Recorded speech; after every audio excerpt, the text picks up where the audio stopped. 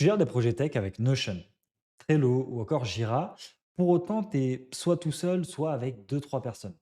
Et malheureusement, ces logiciels, ils sont pas faits pour toi parce que il y a une grosse lourdeur, il y a beaucoup de choses. Et toi, avec une équipe aussi petite que la tienne, tu n'as pas besoin d'avoir autant de choses. C'est exactement le problème que j'avais et c'est pour ça que je suis passé sur Linear App.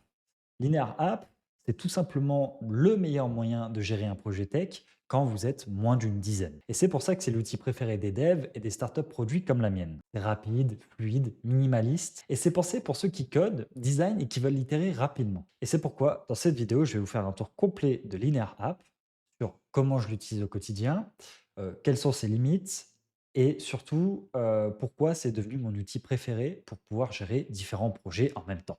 Alors, on se retrouve sur la landing page. Comme vous pouvez voir, bon, la landing page, elle est vraiment super bien designée. Ce que je voulais vous montrer, c'est qu'évidemment, ils sont suivis par les meilleurs.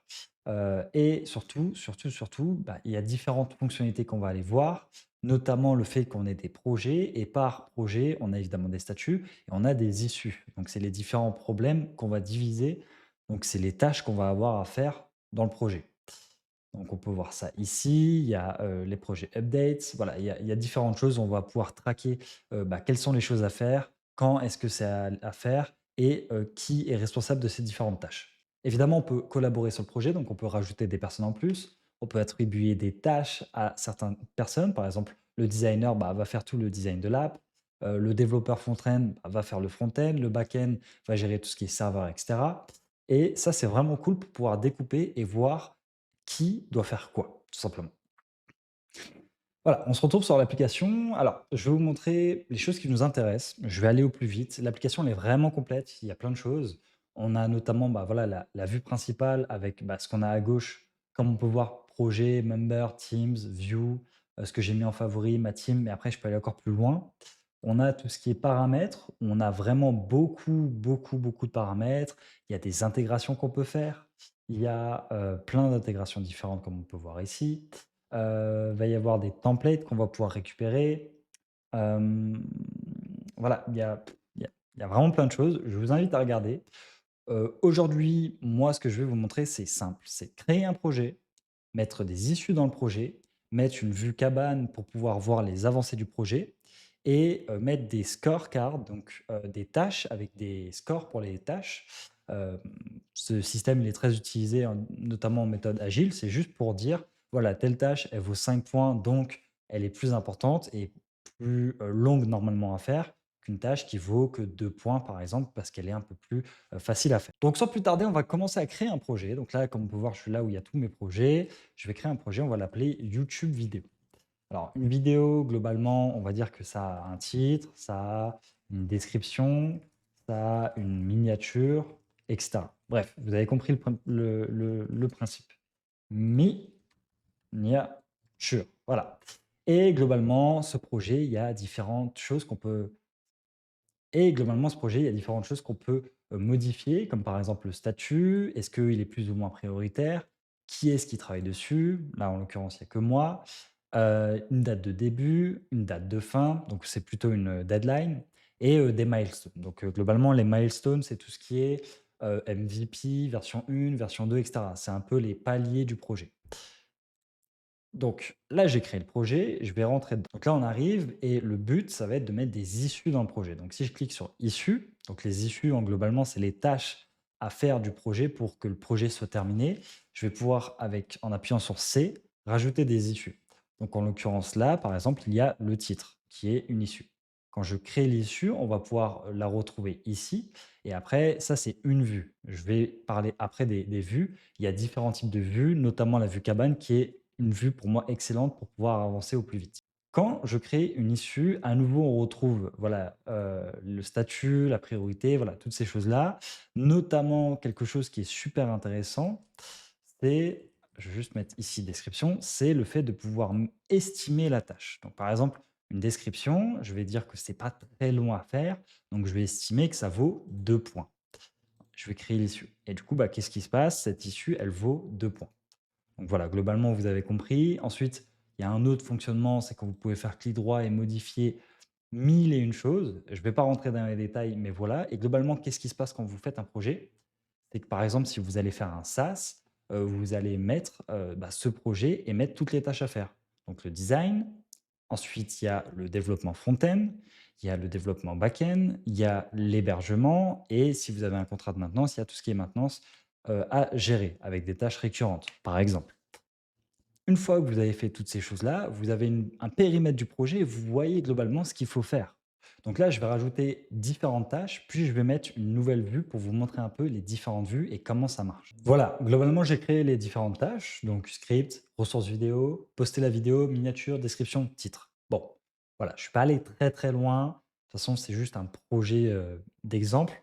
Mais globalement, là, il y a toutes les tâches à faire. Il faut que je mette les scores à toutes les tâches.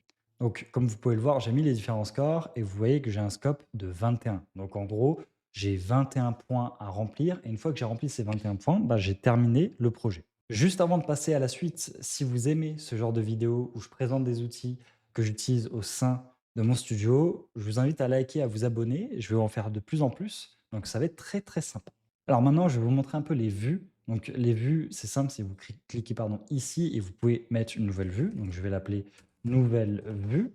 Voilà, on peut mettre une couleur, on peut mettre un emoji. Bon, voilà, globalement, on peut adapter un peu la vue et après, globalement, ça se passe dans display. Et là, dans display, vous avez évidemment plein de filtres différents. Vous pouvez afficher ou pas des différentes propriétés, etc. Bref, on va pas s'attarder. Je vais mettre en vue cabane, donc qui est cette vue-là, avec globalement le fait de afficher toutes les colonnes vides, voilà comme ça. Et je pense qu'on est bon et avec une vue comme ça, en fait, vous avez juste à pouvoir sélectionner, voilà, les différentes issues que vous voulez travailler. Donc dans un premier temps ici, va y avoir par exemple le titre, la miniature, et on va dire le script. Voilà, ça c'est les tâches de la journée et donc je sélectionne les différentes tâches à faire et après ces tâches-là, je vais les mettre dans Today. En gros, une fois que je les ai faites, je vais les mettre dans Today ici. Voilà, comme ça. Globalement, c'est ça et après, à chaque deep work, je vais sélectionner différentes tâches et je vais les mettre dans today, today, et cetera. Et globalement, en faisant ça, voilà, vous avez un train de vie et vous savez globalement à où en est le projet.